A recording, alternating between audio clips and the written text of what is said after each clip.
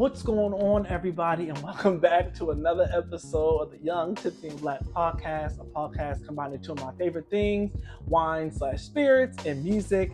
I'm your host, Torrance, and welcome back, y'all. I know it's been a bit of a hiatus, had some things going on, had to get some things in order, but we are back. Very excited to be here, very excited for us to do what we do best, and that's me. Y'all listen to me talk shit. Please like and subscribe. I am back. We're going to be doing some fun things here, some other little side little projects. Really excited about those coming up too. But yeah, like and subscribe. Keep me going. Let's keep this going, y'all. Let's make it beautiful. Let's talk about what's going to be in my cup. We are going to be trying this La Burgundy Chardonnay. Now, I posted that video so y'all could go ahead and get it ahead of time if y'all want to try it with me, right from down there at the Trader Joe's. And yeah, we're going to see. We're going to see. Now, like I said, I am not the biggest fan of Chardonnays. And the reason of that is because some Chardonnays can be, I guess the only way to describe it is a butter-like. And I'm going to tell you right now, I like butter in my things, but I don't want butter on just on my tongue like that. I don't want that. No, we don't want it. But I'm hopeful that this one will be the game changer because the lady at the Trader Joe's said it is. She said it's real good. So we'll try it. But let's read the back of it. Let's see what they say it's going to taste like, and let's see if we actually taste it. Okay. So this says it's supposed to be this brightly colored wine, reveals aromas of citrus and white stone fruits. It is floral, fruit forward on the palate with complexity. That's all it said. But typically with Chardonnay, it is a fruitier, wine. So it is very fruit forward. It's a white wine, fruitier white wine. But again, depending on how it's prepared is whether or not it has the buttery kind of oaky sort of taste to it. I think it's like it's called, let me actually tell you the specific thing. If it goes to malolactic fermentation, that's when it becomes the hints of butter. I couldn't find, that's not something I could memorize and just spit it out like that. It's malolactic fermentation. If it's gone through that, then it'll have the hints of butter. Now, I don't know if it has that, but we're finna try this and find out. Okay, let's go ahead and do that.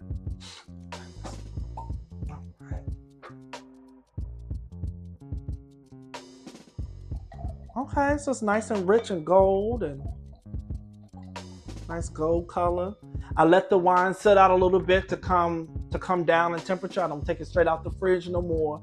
The expert said, don't you take that joint right out the fridge and just start drinking. You got to take it out the fridge, let it rest. Because if it's too cold, you're going to mess up on the fruity notes that you're supposed to be tasting. That's why sometimes I wasn't getting all the flavors that I thought was supposed to be on there.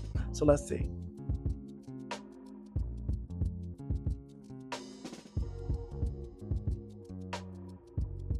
Okay, I like the Chardonnay. Yeah, girl, she was right. So I'll run down there and get you one of these. This is light and crisp, and it's kind of sweet, but it's not at the same time. Yeah, I like this. This ain't as buttery as some of the other ones I've had, so it must not have went through the malolactic fermentation. It didn't go through that. So this is quite enjoyable, actually. I think if someone asks me what Chardonnay I like, I'm gonna say the La Burgundy one from the Trader Joe's. This is very good. It is. It's very fruity, very a nice little summer. It's a nice little spring summer wine to me. This is very spring, very summer, September, spring, summer. This is giving goodness. This is very good. I like this.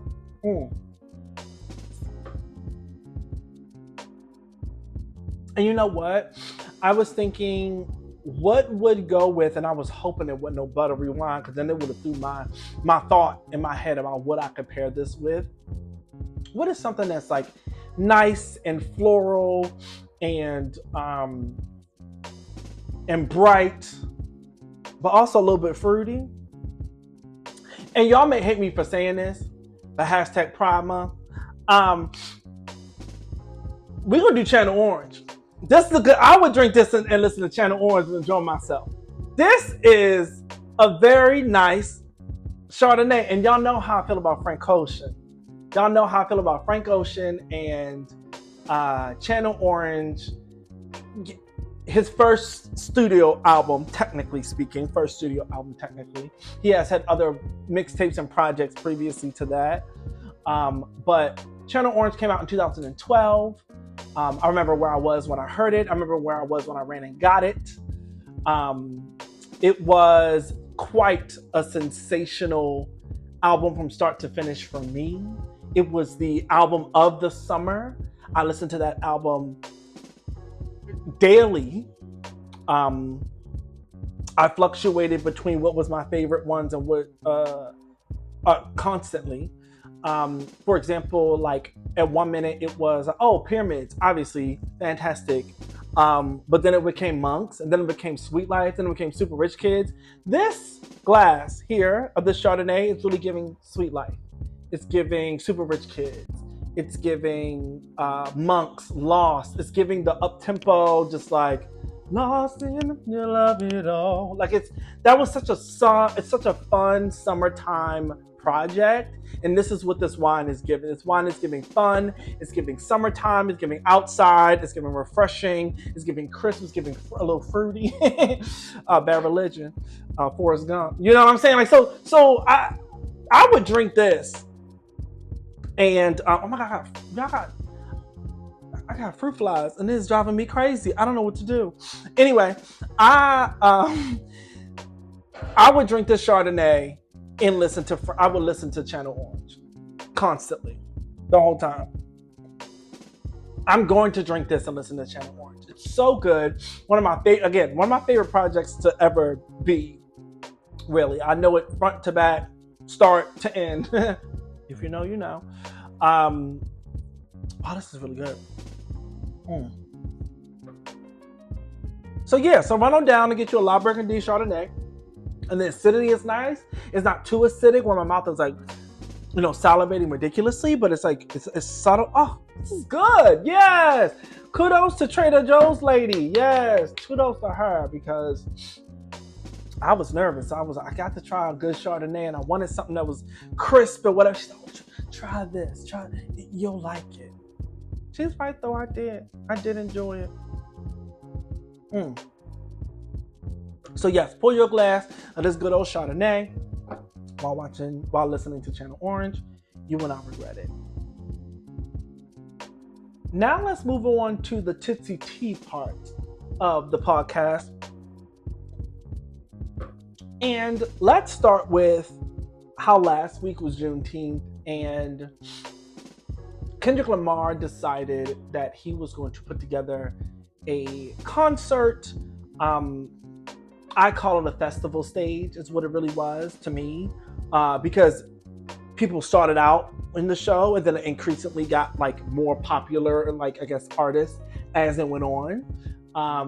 There were so many great things about that. Not only that it being black as hell on Juneteenth, but it was also like very unifying, if you will. Like to have different like gangs and sets on the stage at the same time was just insane. Like that was kind of crazy, number one. But it also just showed blackness in such a different and fun and exciting light that I think, and specifically in hip hop, right? And rap music, hip hop, that doesn't get shown often. And it was on Juneteenth, and it was just so well done. It was so well put together. I think the unifying part, the foundation of it was unification in my mind, right? What I got from from the festival concert that we watched. Was not expecting it to be as involved as it was. Again, the comparison that I could only make is that like it was just as involved as far as like production value, with like the artists, with like the thought that went into it, as something that I would see like a Beyonce put together. Not like, oh, he has the bells and whistles on the stage and it does da-da-da. But let's be clear, there were fireworks, okay? Shit was shooting up from out the floor, okay? It was a one little runway stage. It was tight. It was very good, right? Like it brought the community together. Tommy the Clown came out with the kids and they was clowning on the stage. Let me tell you, I was a big fan of Rise. Okay, I used to watch Rise way often as a child. Okay, that was definitely one of those movies that, like, okay, you saw LA in a very interesting, specific lens. It was so culturally like relevant to Black people. You know what I mean? And it still is, right? So that was just, it was just joyful. It was joyful to watch those people, those kids, go out there and dance the way that they were dancing and getting that. It was beautiful, fantastic. And then, like I said, watching Rise, knowing where that foundation is from, it was, I could appreciate it significantly more, I think, having that foundation. Um, Drake doing, they not like us. Him doing not like him doing not like us 5 times, I think, was, I'm gonna find it. Hold on, I'm gonna get it. It was crazy. It was insane. It was. Because you know how the first time it was like, oh, he put it on, that's crazy. Second time I was like, oh shit, he playing it again. Third, fourth, fifth. The fifth time I was like, okay, well, we're hearing it. We hear you. He's like, I want to make sure that we're understanding that They Not Like Us was not necessarily like, oh, I'm coming just for Drake. It's like you are capitalizing off of something that you will never understand culturally and like in the rap game and hip hop. And I just think that he was double downing on that real heavily. Like, cause Drake couldn't pull what Kendrick pulled off. He just couldn't do it. So it was it was just so well done. It was so great. So yeah. Ken and Friends was great. Shout out to Kendrick Lamar. It was fantastic. Megan Thee Stallion's concert is popping from what everyone is saying. I was very upset that I missed it because I hear amazing things about it. I hear that it is next level, and I will be trying to find a city so that I can pop in and see her concert. But I just I have been seeing great footage. It's such a ball. You know, that girl, she's such a doll. I just love her. Dude, love her so much. In other music news, the Boys Mind remix. So Ariana Grande, she put out a song called The Boy Is Mine, which is sort of like this ode to Brandy and Monica's The Boy Is Mine. Then had them on the remix, Brandy and Monica on the remix, and I love it. I love when both of them can come together and do a project together. They're always funny when I see them in interviews. I don't know if y'all pick it up, but it's like one of them don't know what to say to the other, so it's kind of like this awkward little conversation. Like one person will say something that just doesn't register because they're just like paying too close attention to like the beats that they always had. I don't know. I'm not trying to make something out of nothing, but it just looks weird to me. Like their interviews just be funny to me. I think that they cool. I think that they fine. But again, like I said, their interviews just look funny to me. At any rate, song is good. I really enjoy it. Love to hear Brandy and Monica do their thing. And with Ariana, it was good. It was a very good project. Very good song. Miss Normani has come out with her project. We're excited for that. You know,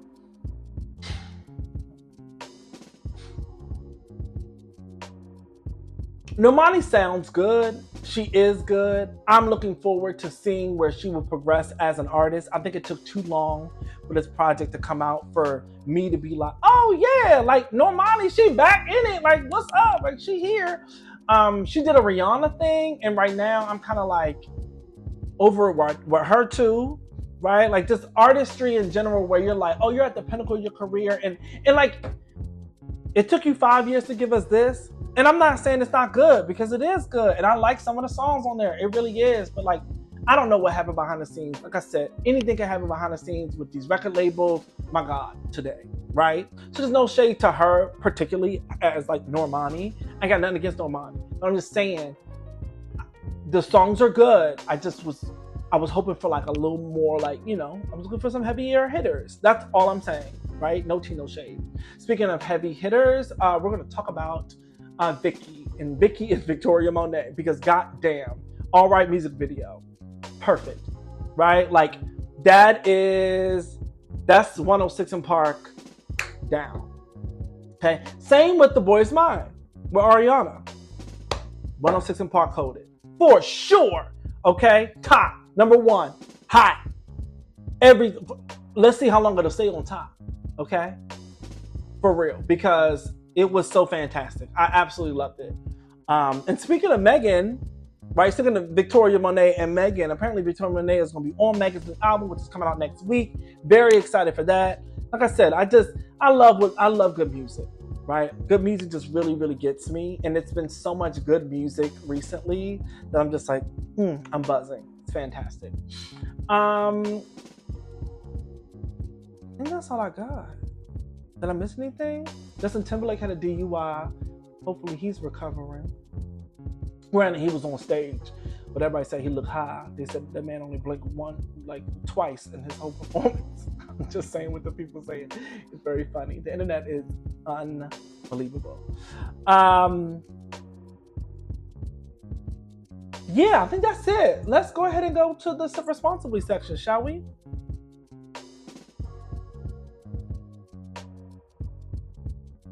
As I don't sip responsibly, the hell. And I get a refill. Okay. Let's go.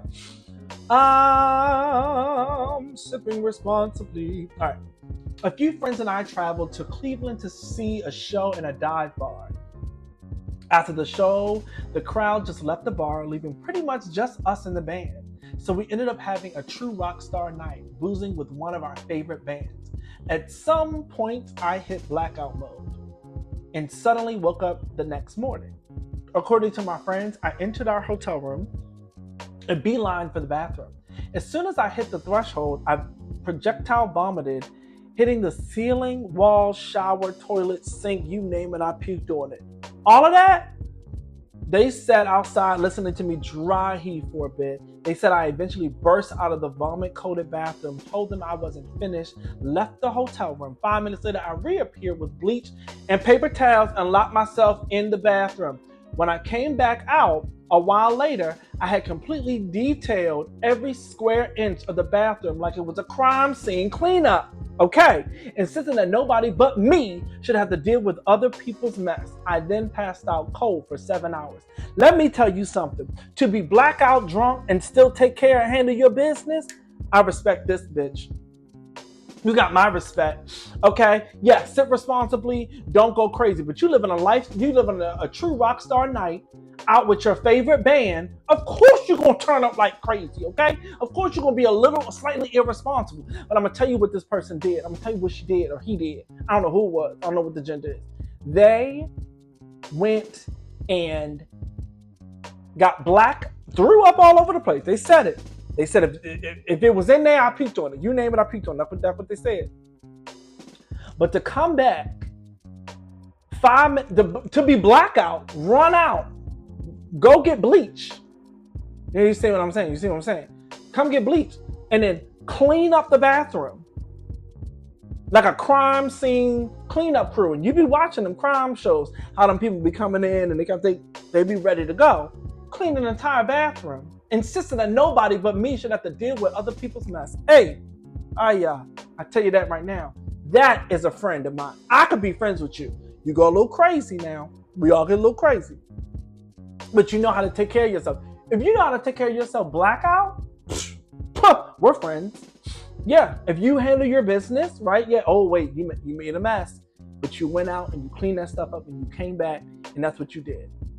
Because they said at some point I hit blackout mode and suddenly woke up the next morning. So they don't remember anything that transpired the rest of that night. But what they did do is clean up their mess. Clean up your messes, okay? If you're going to sip irresponsibly, please clean up your messes. I don't want you to do that at all. I want you to sip responsibly. Put it down. Take a breather. Get you some water. Eat a snack.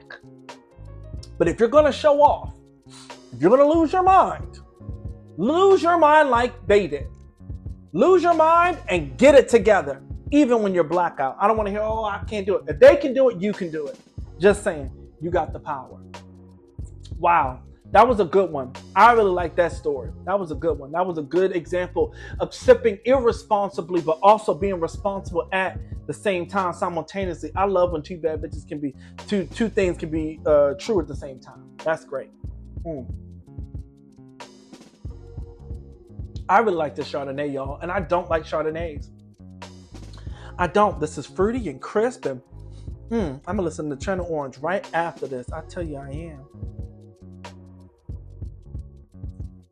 Wow, very good. Anyway, thank y'all so much for tuning in. You know, doing this podcast it takes a lot to do for me. I'm making music, I'm writing stuff, I'm working. It's a lot, but I enjoy doing it, and I love it. Oh my God, Torrance, what? I enjoy doing it, and I love to talk about music, and I love to talk about wine, I love to talk about spirits, and I love this. And hopefully you guys enjoy it too. And more of these experiences are to come. So this is the beginning of something that I hope to be really, really amazing. So thank you all for tuning in, and cheers.